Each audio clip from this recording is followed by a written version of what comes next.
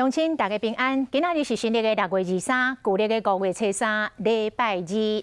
新闻的头一条，苗栗的万里一场的小车祸引发着连环大火。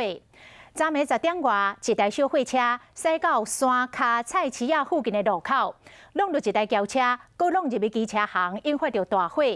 因为这菜市仔拢是用茶雷搭建的铁皮厝，这火一个小未收山。 竟然来烧掉着35间的店面，计讲一透早，店家看到经营几10年的店拢来烧掉，是无奈个艰苦。加在的是，这场大火无人受伤。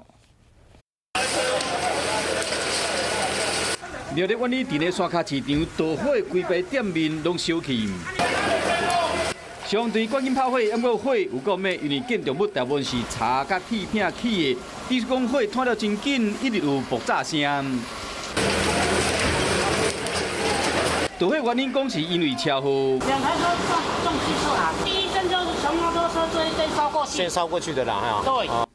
行车记录器翕到白色轿车驶到4红灯的路口后，正面驶过的小货车弄入车头，驶来这台小货车冲入去边的机车行，机车行的天棚随大火。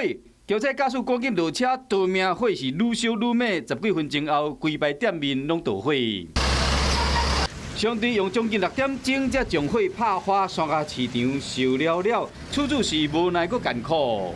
你现在烧掉多少？里面多少东西？因为我们是60年的老店了，那个很难计算。